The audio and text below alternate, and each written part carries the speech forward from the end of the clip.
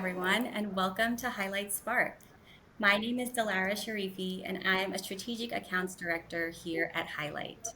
I am so excited to be moderating our next session titled Kid Tested, Parent Approved Building Better Products for Parents and Kids. I'm thrilled to be joined by two incredible panelists, Sydney Perotti, Senior Consumer Insights Manager for Once Upon a Farm, and Jeanette Villalobos, Senior R&D Director at Frida. First and foremost, welcome to you both, and thank you so much for joining us today. Let's start with some thorough introductions. Jeanette and Sydney, could you each both tell us a little bit more about Frida and Once Upon a Farm and the company's mission and vision? Jeanette, why don't we start with you?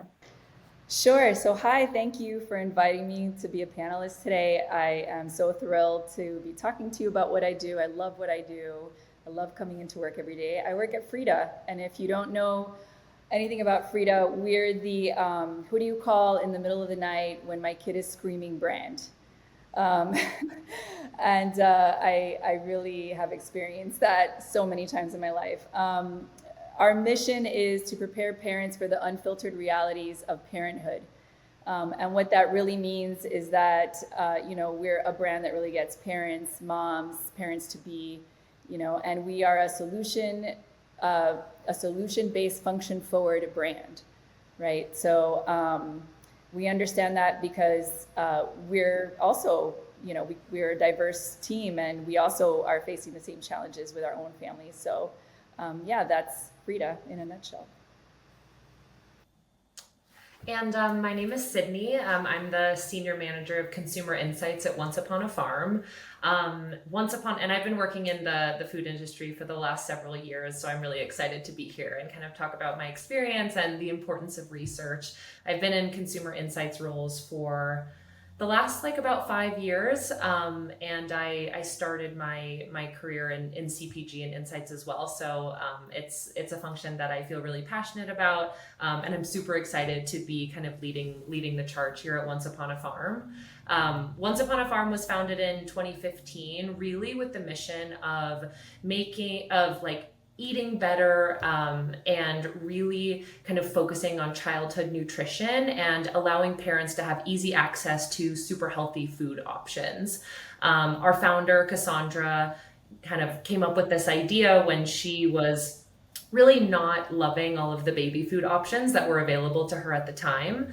And she decided to make her own and, sell her own products kind of at a farmer's market. And from there, the idea just kind of skyrocketed.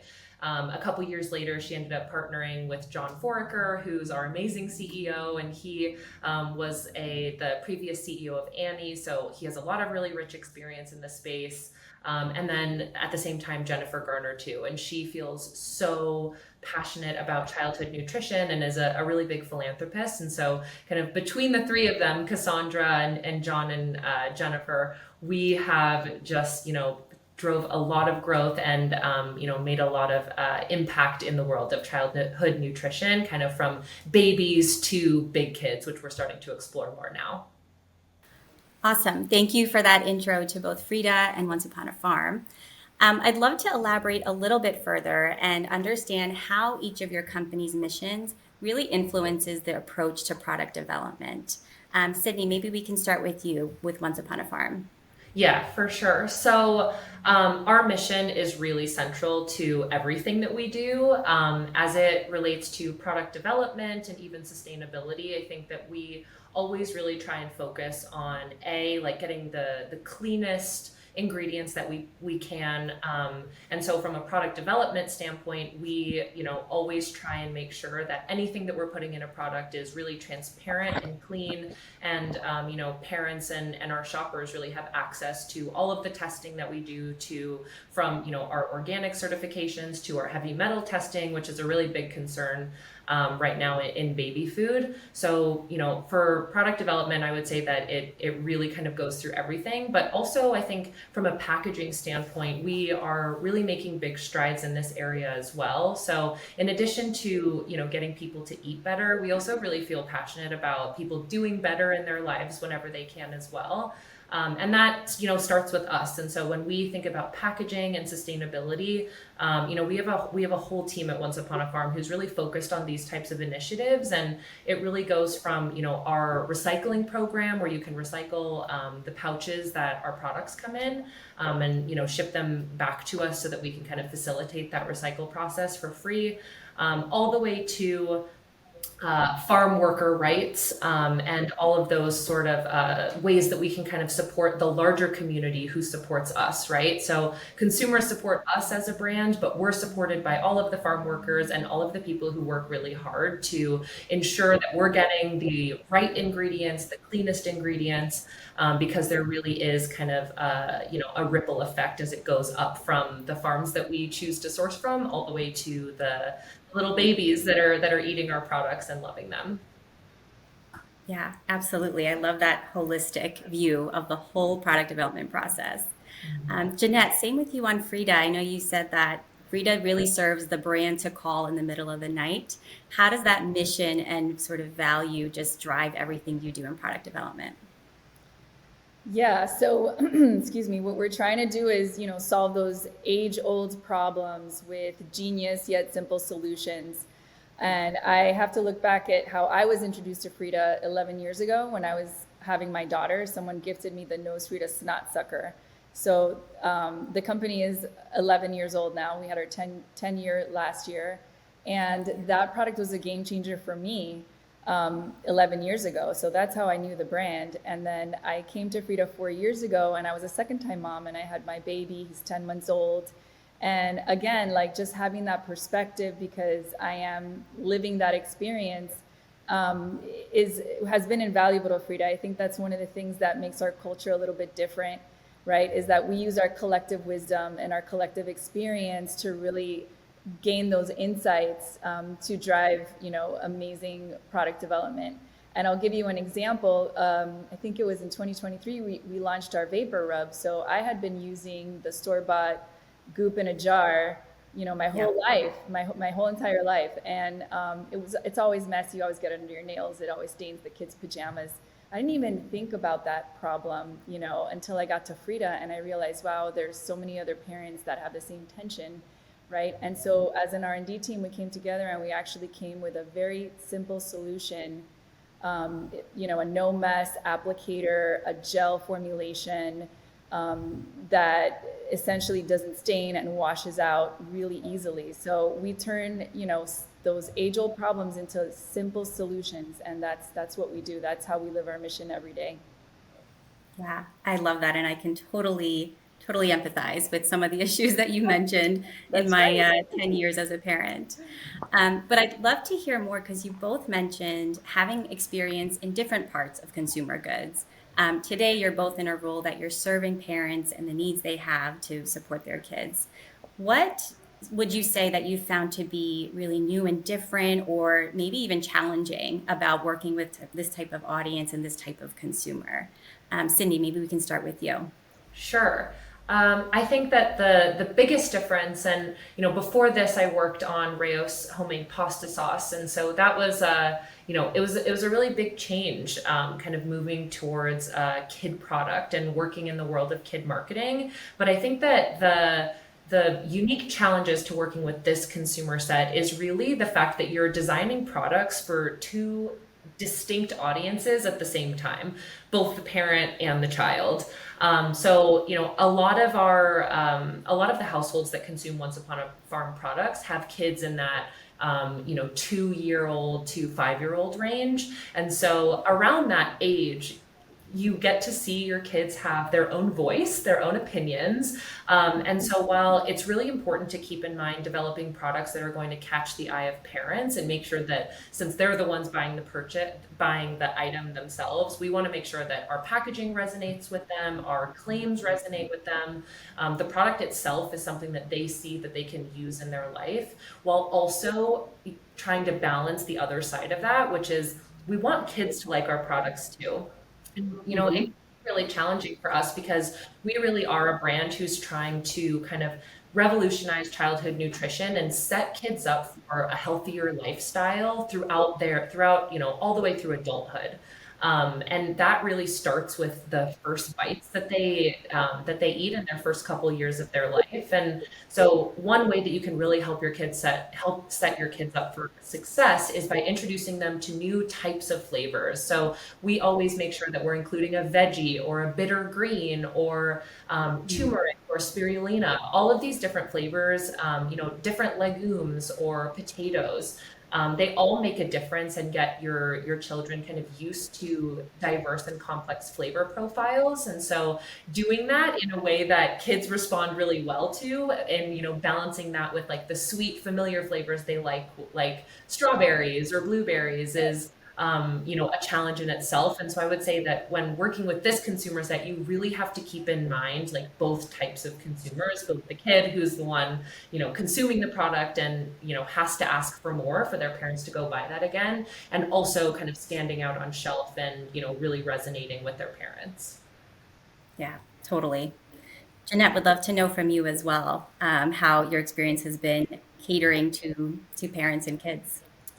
Well, a lot of the need states I would say are very, I'm going to call them transient, right? Although it feels like the postpartum period feels like forever if you live it, right? It's technically 6 weeks. It really does feel like forever. But from a product development standpoint, it is a very short amount of time, right? So whenever we start thinking about the problems we're trying to solve, we might start prototyping. Let's say we're developing a postpartum pad, right? We might start, working with models, and we might start, of course, leveraging, like I've mentioned before, our collective wisdom here in the office. There's plenty of moms to be, moms with young children. However, at some point, you might want to test those products with the actual need state. So it gets kind of tricky, right? We think about one of the products we've had a whole congestion line come out earlier this year. So if you think about recruiting for kids, that are really super congested, that's pretty hard to do, to test products to validate or substantiate claims. So I think that can become kind of tricky, but we have some amazing partners that we've been working with that have enabled working that challenge, have made that challenge kind of seamless. Yeah, that's such a great point between both of you. The common thing I think I heard is like time is fleeting a little bit. So, Sydney, with kids and tastes and flavors, getting earlier on with them is so important, but they change so quickly. Their preferences, what they like, what they don't like. And Jeanette, to your point, with both kids going through cold and congestion or moms going through their postpartum stages, that time frame might be short and it might be sort of, in and out for the consumer. But so important to have really strong products deliver during those really important phases. Thank you for that, such great insight there. I'd love to know now a little bit more of your take on the idea of product development being part art and part science. So, it could be a 50-50 approach, but would love to know how you and your team approach that. Is it really 50-50? Is it a little more 30-70? Would love to just get your take on that. And Jeanette, maybe we can start with you. You might be surprised in my answer because I am a scientist, but I'm going to say 50-50. I'm going to say 50-50. I think it has to be both, right? You Our innovations are all grounded in science, right? They're grounded in really strong scientific clinical research that exists, or trends. And importantly, from day one, something else that I think is a little bit different, that we do, is we partner with our pediatric community. We've done that from the very beginning of the inception of our brand. And so we talk to that community, and we try to understand what's going on in their fields of their respective disciplines that might impact our design choices, that would make our designs more effective, have more reach, or solve more issues, or potentially even simplify them. So then the other one, the art piece, I think is more driven by the collaborations I have with my industrial design partner, my packaging engineering partner, where we're dissecting every facet of the user experience to ensure that we're designing the most simple, easy to use products, right? We just don't leave any stone unturned. Yeah. So Sydney, would love to hear your take on that too. Yeah, I actually completely agree. 50-50, right? Like, I think that for us, the science is all about things like food safety and nutritional integrity and like the functional benefits of like the product itself. And this is really where R&D comes in and shines. And our R&D team is amazing because we have so many boxes that we have to check for our shoppers. Like, it has to be organic, it has to be non-GMO, Mhm. it has to be clean, it has to be simple, no additives, no preservatives. And on the other hand, we also, then this kind of goes back to your previous question, like balance the kid element of it and make sure that the product that we're delivering for kids like feels magical to them.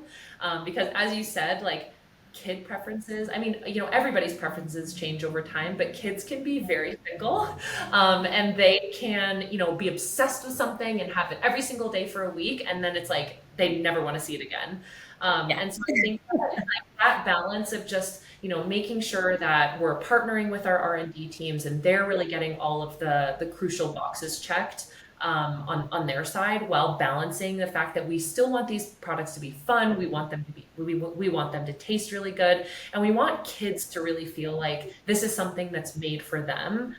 So we're constantly trying to, of course, maintain our quality standards for our products, but like push the lever when it comes to how creative we can be with the products that we're launching for kids. So we play around with different characters of fruit and like how does a strawberry character look for toddlers and younger babies look compared to one of our other big kid products for a 7-year old or an 8-year old. And I know that they're pretty close in age, but like their preferences and what they find cool and fun are completely different.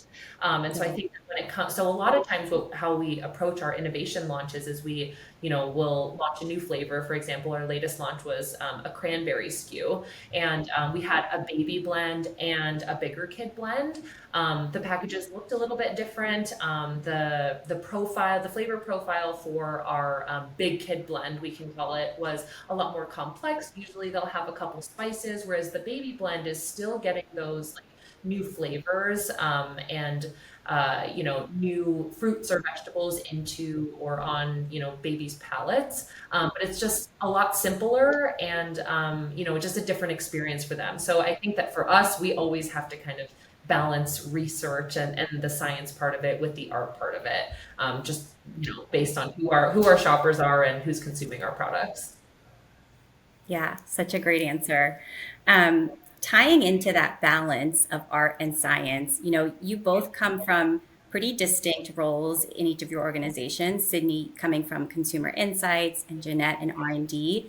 I would love to know from each of you, what do you think is the ideal way for R&D teams or product development teams and consumer insights to work together to bring forth these really, best possible products? You both touched on this a little bit. Would love to know a little bit more about how you work together today. Sydney, maybe we'll start with you. Sure. So we bring R&D in very early all the time. So pretty much what our process looks like is, once we have concepts of, new innovation items or line extensions that we feel really good about, both from like a feasibility standpoint and like a brand fit standpoint, we Mhm. will, bring in R&D and make sure that when we are doing research on, for the new launch of a product, they're really with us the entire way. So, and it makes the product launch process so much more streamlined when you're partnering really close with your R&D partners, I would say. One example that I have here is we identified a new product opportunity for us, and we did a series of in-person focus groups, and we were really kind of deciding whether or not, R&D should have a seat in that room to kind of observe and ask follow-up questions. And a couple people from our R&D team joined, and they got so much out of that experience because then they were able to take consumer preferences and feedback and, flavor preferences and, how consumers might use these products in their life, or what white space or gap we're trying to fill in this category.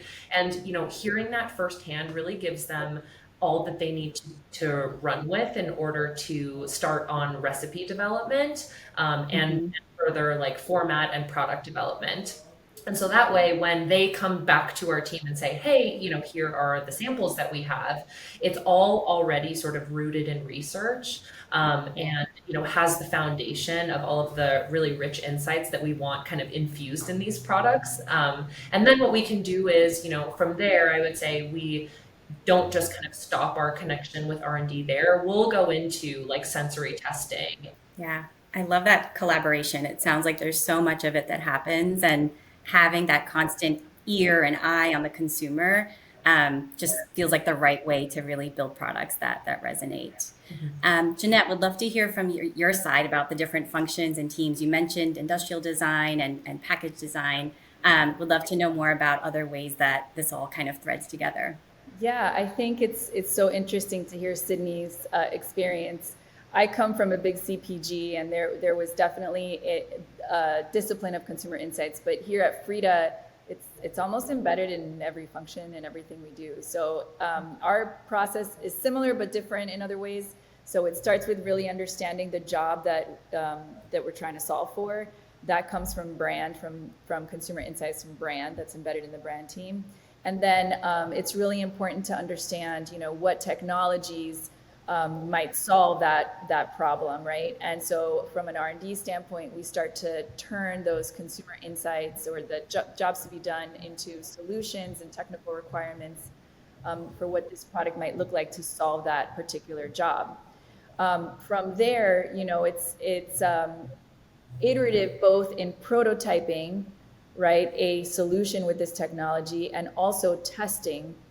And what's interesting is that testing could be a technical test, right? Or it also could be a consumer test. And so similarly, we use small panels.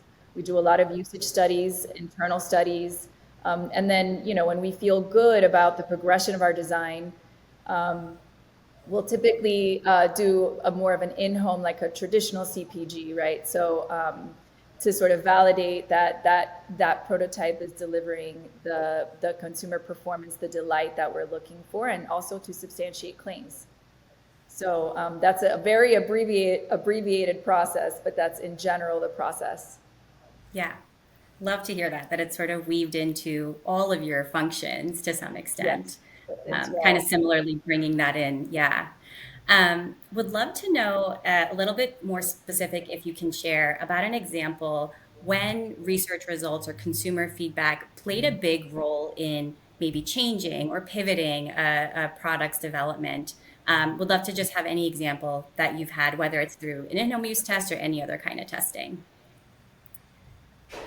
Sydney, maybe we'll start with you there.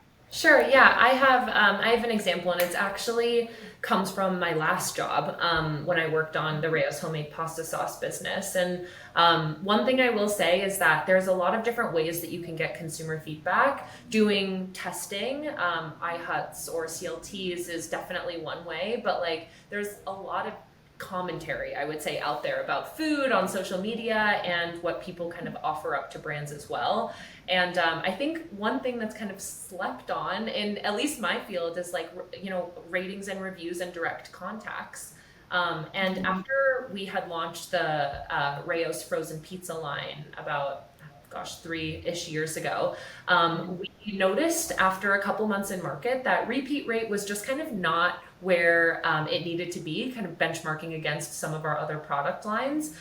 The product was selling really well, and we were seeing a lot of great trial, but we were just kind of wanting to figure out what to do in the repeat space.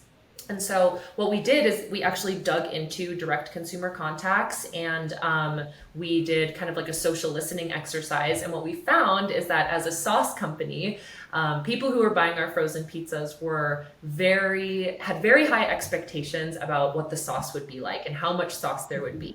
And what we found is that we were under saucing our pizzas as a pasta sauce company. So Yeah. that was a huge thing that we learned just from kind of listening to the consumer, and again really giving them that voice in the room. And once we were able to kind of increase the amount of sauce that we were putting on those pizzas, that was a very like simple R&D fix on our end.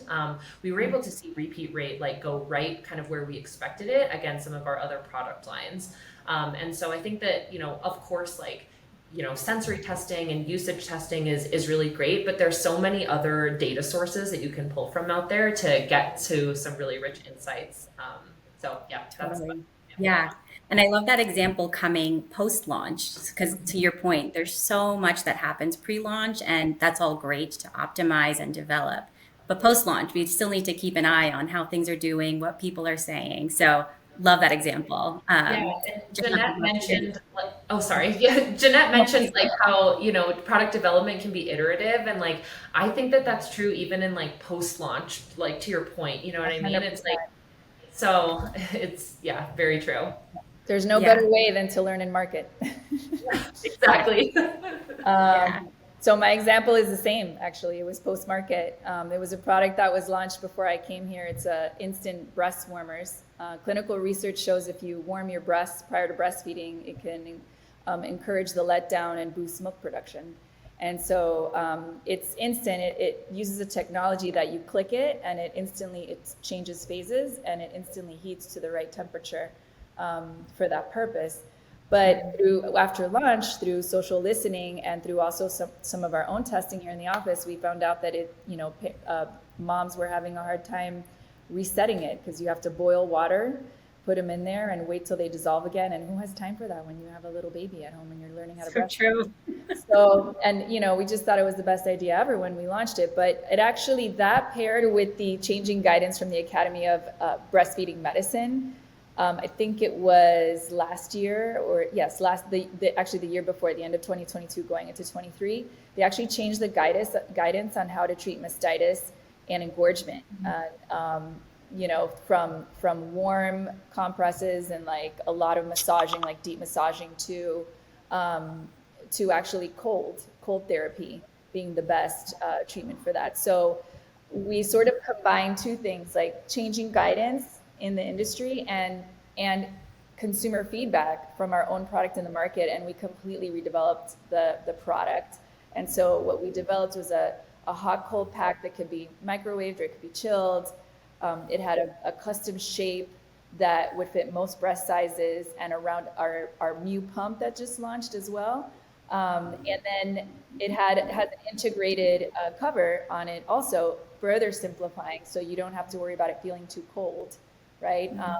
An integrated cover that was ultra soft to the skin, and so we made all those changes. It's been doing really well, and we also put it into our new our revamped breast kit that we also launched the same year. That was really focused on the pain associated with those first few weeks postpartum when you're learning how to breastfeed and you have cracked nipples and you're trying to clean your nipples, and it's a really tough part of the journey. And so we paired it with all these products to help moms during that phase. Yeah, that's a really great story. I love how it took both consumer experiences, but also professionals, through the academy, the advice and sort of guidelines that they share, bringing those two things together to make the product even better. I think it brings so much trust and credibility. As a mom myself, I probably don't keep up with the academy and all the things that come out year after year between food safety and food importance and nutrition, and also this side of the world. So Don't trusting worry, brands we like do. We do. exactly, I can trust Frida and Once Upon a Farm to keep me updated on all the right things. Thank you both for those answers. Those were such good examples. I'd like to just get a little bit more, I guess, deeper, maybe a little more personal, because we've heard such great things about your work lives in terms of tactically who you work with and what you do. But could you each just tell us, what do you find the most rewarding about your work and the job that you do to build these products for parents and kids? Jeanette, would you like to go first? Yes. What I find the most rewarding, it's when people that I just met come up to me and they say, "Oh my God, you work for Frida. I love Frida so much. I use all their products." Then they list all the products that they use, and some of those are ones that I've worked on. And then they tell me how much it's helped them in their life. Right? Yeah. That's what we do here. That's what it's all about, and it's extremely rewarding. I even sometimes when I go to Target, I see new moms shopping the aisle, And I'm like, I'm so excited for them. I'm like, they're looking at our products and I'm like, oh my God, buy it. Change your life, buy it. So yeah, Yes. it is. It just the impact we have on our consumers is very rewarding. Yeah. And from my side, of course, like I totally agree with you, Jeanette. Just like seeing customer satisfaction be so positive is very rewarding. But the reason why like I have really fallen in love with this function of insights and why I've kind of driven myself down this path is because you really get to give the consumer a seat at the table. I feel so passionate about elevating the consumer voice and making sure that the things that they're saying about our product or to our brand really make it their way to our meeting rooms, because I think it's so easy for brands to get caught in like an echo chamber of how they want the products to be used in our consumers' lives and the way that they want to be positioned on shelf or against competitors. And I think that it's really important to kind of have a moment to kind of objectify the conversation for a second and really bring in consumer data and feedback about directly from consumers. I know one recent project that we just did with Highlight, which was so rewarding, was in-depth interviews. And so we sat down with consumers for 45 minutes and just talked to them about what it's like being a new mom and what it's like being a mom of three, with a wide age range of kids in the household, and just hearing their experiences and their genuine reaction to different life stages in their kids' worlds and lives, especially as it relates to eating. One thing that I think is amazing is just how many families and moms and dads have positive experiences with their kids and how they want their kids to have a really healthy relationship with food, starting now all the way through the rest of their lives. And so I think that being able to kind of take that those insights and the things that they tell us and really pull that through our product development process, like increases consumer satisfaction, because I think they really start to see a product that resonates with them and makes sense in their own lives. And, B, I would say it also is just, again, kind of a really great way to make sure that everybody in the organization is grounded with like the realities of parents. Sometimes I think that, and, we can get caught up in it too, right? We have this idea of who our consumer is, and, because our products are premium, they tend to be more high income. But really, when you sit down with like who's buying our products, it's a lot of people in the middle income range as well. It's a lot of people in the low income range too. And so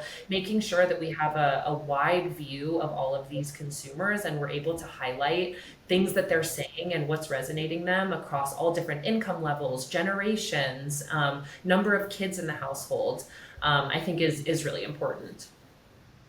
Yeah.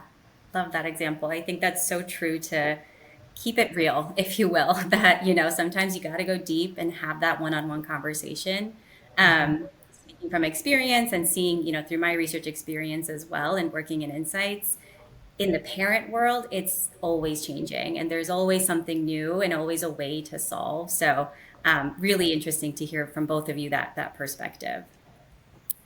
I think we'll go to our last question, and this is going to take a bit of a step back and look at things from kind of a higher level. But we all know that the larger macroeconomic world is sort of in a particular state at the moment. So between supply chain shifts and tariffs and just overall consumers and parents probably feeling the pinch and some of that pressure financially and economically. Would love to just know from each of you, maybe just a quick viewpoint of how you think that you would sort of advise other CPG brands or people in your type of role to just be thinking of that and be considering that as you're working through your product development process. Jeanette, maybe we can start with you.